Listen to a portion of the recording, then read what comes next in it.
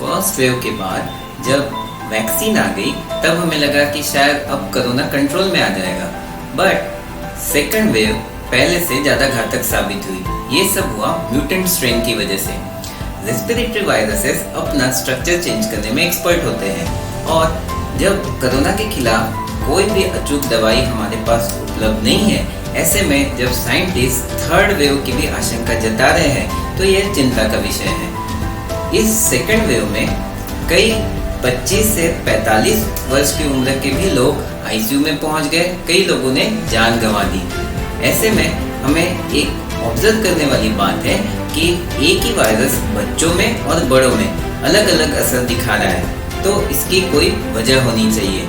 Corona से संक्रमित होने के बाद जो लोग गंभीर रूप से बीमार हुए उन सभी में खून जमने की वजह से एंड ऑर्गन जैसे कि लीवर और किडनी आदि में डैमेज पाया गया। जब हमारे पास कोरोना के खिलाफ कोई भी दवाई 100% कारगर नहीं है, ऐसे में हमें बच्चों से कुछ चीजें सीखनी चाहिए। बच्चों में वयस्कों के मुकाबले गंभीर कोविड के केसेस कम ही होते हैं। बच्चे कोरोना वायरस को अलग तरह से रिस्पॉन्ड करते हैं। इसके कुछ मुख्य कारण इस तरह से हैं। गंभीर रूप से संक्रमित कोविड के मरीजों में ब्लड वेसल्स डैमेज होते हैं और शरीर के विभिन्न अंगों में खून जमने लगता है। जैसे जैसे हमारी उम्र बढ़ती है वैसे वैसे हमारे ब्लड वेसल्स डैमेज होने लगते हैं और साथ ही खून जमने की टेंडेंसी भी बढ़ने लगती है। बचपन में बच्चों को अक्सर सर्दी खांसी होती है। इस वजह से नए नए वायरसेस से लड़ने वाली इम्यूनिटी उनमें हमसे ज़्यादा एक्टिव होती है। बचपन में लगने वाले रेगुलर वैक्सीन्स की वजह से बच्चों की टी सेल इम्यूनिटी हमसे ज़्यादा एक्टिव होती है। ब्लड वेसल्स को डैमेज करने वाली बीमारियां जैसे कि हाई ब्लड प्रेशर, डायबिटीज, मोटापा बच्चों में कम पाया जाता है। उसके अलावा अधिक उम्र, तनाव, गलत भोजन की वजह से वयस्कों के शरीर में प्रो इन्फ्लेमेटरी स्टेट होती है जो कि साइटोकाइन स्टॉर्म की स्थिति को बढ़ावा देती है।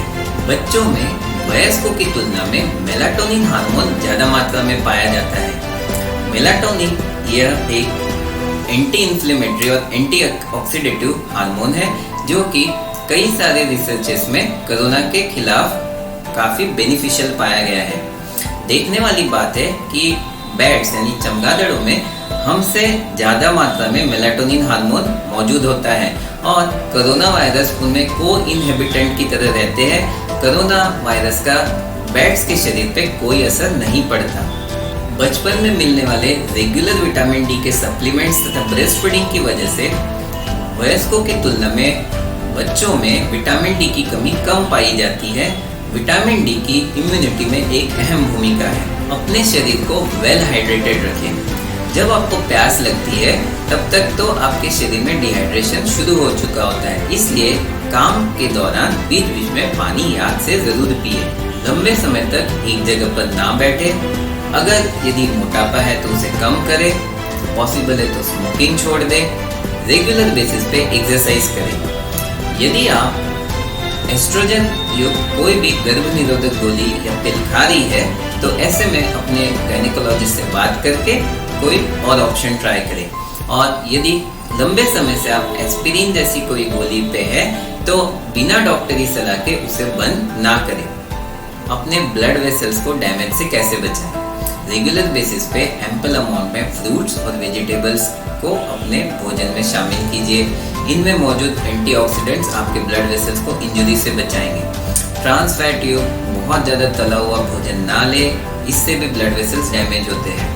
पॉसिबल हो तो अपने खाने में ऑलिव ऑयल का इस्तेमाल करें जिसमें बहुत ज़्यादा एंटीऑक्सीडेंट्स मौजूद होते हैं। अपने डाइट में शुगर और सॉल्ट कम कर दें। अपने डायबिटीज़ को कंट्रोल में रखें और ग्रीन टी का रेगुलर बेसिस पे सेवन कर सकते हैं। और इसके अलावा ओमेगा 3 और 6 फैटी एसिड युक्त फिश ऑयल कैप्सूल्स और फ्लेक्स सीड भी खा सकते हैं। थर्ड पॉइंट, शरीर में मेलाटोनिन हार्मोन कैसे बढ़ाएं? मेलाटोनिन हार्मोन हमारे शरीर में ब्रेन में बनता है जो कि सनलाइट से प्रभावित होता है। मेलाटोनिन उम्र के साथ हमारे शरीर में कम होता जाता है, जिस वजह से हमारी इम्यूनिटी इन्फेक्शंस और कैंसर जैसी बीमारियों में लड़ने में अक्षम हो जाती है। मेलाटोनिन की एंटी इंफ्लेमेटरी और एंटीऑक्सीडेंट प्रॉपर्टीज की वजह से कोरोना वायरस से होने वाले लंग डैमेज और ऑर्गन डैमेज को रोकने में वो काफी कारगर साबित हुआ है। तनाव, रात देर तक जागना, मोबाइल कंप्यूटर स्क्रीन की ब्लू रोशनी और गलत भोजन, इन सब की वजह से शरीर में मेलाटोनिन हार्मोन का स्तर गिर जाता है। ताज़े फल और सब्जियां जैसे कि टमाटर, ब्रोकली, खीरा, अंगूर आदि की वजह से, प्लस ड्राई फ्रूट जैसे कि अखरोट, बादाम, पिस्ता, इनके रेगुलर सेवन से मेलाटोनिन का स्तर हम बढ़ा सकते हैं। इस सब के अलावा ज़रूरी है कि आप डेली बेसिस पे अपना तनाव कम करने की कोशिश करें, देर रात तक मोबाइल या कंप्यूटर स्क्रीन पे काम ना करें।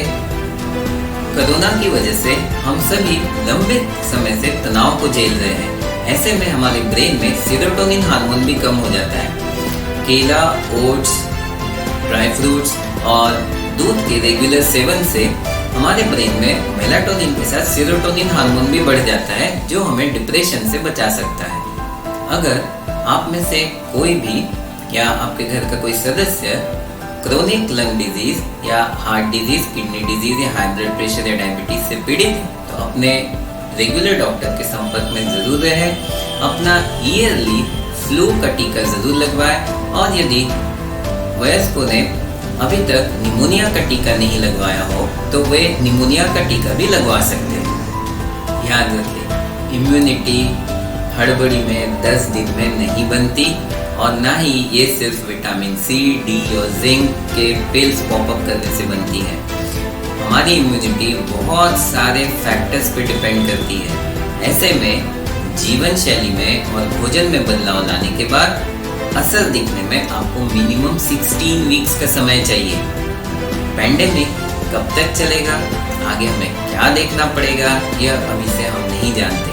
तो एटलीस्ट आज से अपनी लाइफस्टाइल में ज़रूरी चेंजेस लाइए, जिससे कोरोना से रिलेटेड कुछ कॉम्प्लिकेशंस शायद हम अवॉइड कर सकें। इसलिए हमें बच्चों की तरह एक्टिव और खुश रहना सीखना होगा। कई लोग पैंडेमिक के दौरान प्रेगनेंसी को प्लान कर रहे हैं। ऐसे में उन्हें यह एक इम्पॉर्टेंट बात जानना ज़रूरी है कि प्रेगनेंसी में अगर कोरोना इन्फेक्शन हो जाए तो कॉम्प्लिकेशंस के चांसेस बढ़ जाते हैं। तो यदि अभी आपको बेबी नहीं है तो प्रेगनेंसी प्लान करने का यह सही समय नहीं है। अगर आपको ऑलरेडी बेबी है तो सेकंड बेबी को अभी ना प्लान करें, और यदि पहले से ही आपके घर में कोई प्रेग्नेंट है तो घर के सभी मेंबर्स का यह रिस्पॉन्सिबिलिटी है कि किसी भी तरह से उन्हें इन्फेक्ट होने ना दें। बच्चों में कोविड से रिलेटेड बहुत से और वीडियोस इस चैनल पर अवेलेबल हैं। भविष्य में और नई जानकारी और अपडेट्स हम पेरेंट्स के साथ ज़रूर शेयर करेंगे। हमारे साथ जुड़े रहने के लिए इस चैनल को सब्सक्राइब ज़रूर करें और अन्य पेरेंट्स के साथ भी इस वीडियो को शेयर ज़रूर करें।